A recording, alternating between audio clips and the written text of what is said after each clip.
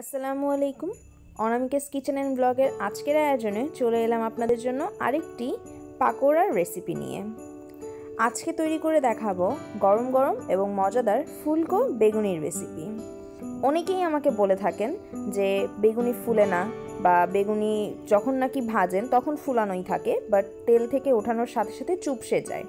তো আমার আজকের এই রেসিপিটা ঠিক তাদের জন্যই, কারণ রোজার মাসে হচ্ছে বেগুনি আমাদের সবচেয়ে ফেভারিট একটি রেসিপি, বা এমন একটি খাবারের উপাদান যেটা ছাড়া আমাদের ইফতার হয়ই না। তো এই বেগুনি তৈরি করার জন্য প্রথমেই বেসনের মিক্সচারটা আমার তৈরি করে নিতে হবে। আর বেসনের মিক্সচারটা আমি কিভাবে তৈরি করছি তা আপনার স্ক্রিনেই দেখছেন, আর এটা ডিটেলস আমি আর বলছি না। যারা বেসনের মিক্সচার ঠিকভাবে গোলাতে জানেন না তাদের জন্য আমার পারফেক্ট বেসনের গোলা তৈরির পদ্ধতির রেসিপিটি আমি ডেসক্রিপশন বক্সে লিংক দিয়ে দিব, আপনারা চাইলে কিন্তু দেখে নিতে পারেন। তো এখানে আমি এই যে বেগুনগুলোকে পাতলা করে কেটে নিয়েছি।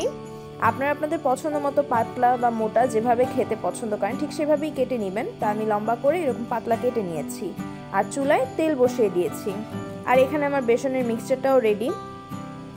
এখন তেলটা গরম হওয়া পর্যন্ত আমি একটু অপেক্ষা করে নিচ্ছি। তেলটা যখন গরম হয়ে যাবে তখন আমি বেগুনিগুলো তেলে ছেড়ে দিলাম। প্রত্যেকটা বেগুনি বেসনে ডিপ করে তারপরে তেলে দিয়ে দিয়েছি। আর দেখুন মাশাআল্লাহ, তেলে দেওয়ার সাথে সাথেই কিন্তু ফুলে উঠেছে। বেগুনি ফুলবে শুধুমাত্র কিন্তু বেসনের জন্যই। বেসনের গোলাটা যদি ঠিকভাবে গোলানো হয় তাহলেই কিন্তু আপনার বেগুনি একদম ফুলকো হবে, বাট বেসনটাই যদি ঠিকভাবে মিক্স করা না হয় তাহলে কিন্তু বেগুনিগুলো ফুলবে না। তো এখন আমি এই বেগুনিগুলোকে লাল করে ভেজে নিচ্ছি এপিট ওপিট করে। আর এই বেগুনিগুলো ভাজতে কিন্তু আমার সময় লেগেছে 3 থেকে 4 মিনিটের মতো। আর চুলার আঁচটা কিন্তু সবসময় মিডিয়াম হাই হিটে রাখবেন, একদম হাই হিটে রাখতে যাবেন না, তাহলে কিন্তু উপরটা লালচে হয়ে যাবে আর ভিতরটা কাঁচা থেকে যাবে।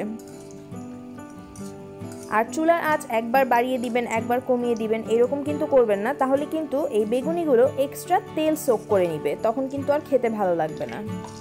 তো এখন এগুলো আমি উঠিয়ে নিচ্ছি। বেগুনিগুলো আমার পারফেক্টভাবে ভাজা হয়ে গিয়েছে লালচে করে।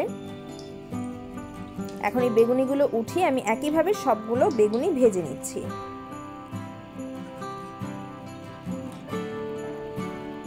একইভাবে সবগুলো বেগুনি তৈরি করে আপনাদের সাথে আবারও উপস্থিত হচ্ছি।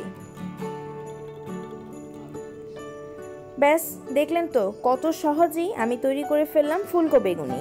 আর আমি কিন্তু বিকেলের নাস্তায় শুধুমাত্র ফুলকো বেগুনি না, শিমের বেগুনি মানে শিমুনি বা শিমের পাকোড়াও বলতে পারেন, আর হচ্ছে ফুলকপির পাকোড়া, এগুলো তৈরি করেছি। তো এই প্রত্যেকটি রেসিপি যদি দেখতে হয় তাহলে কিন্তু অবশ্যই আমার চ্যানেলটাকে সাবস্ক্রাইব করে বেল আইকনে ক্লিক করে দিতে হবে। আর এই রেসিপিগুলো কিন্তু অলরেডি আমি আমার চ্যানেলে আপলোড করে দিয়েছি, লিঙ্কটা থাকবে ডেসক্রিপশন বক্সে, আপনারা চাইলে কিন্তু দেখে নিতে পারেন। তো আমার আজকে এই রেসিপিটি যদি ভালো লেগে থাকে তাহলে প্লিজ আমার চ্যানেলটি সাবস্ক্রাইব করার অনুরোধ রইল।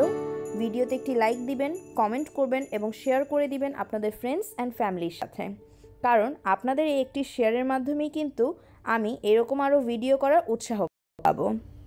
তাহলে আজ এই পর্যন্ত, সবাই ভালো থাকবেন, সুস্থ থাকবেন এবং আমার জন্য দোয়া করবেন। আল্লাহ হাফেজ।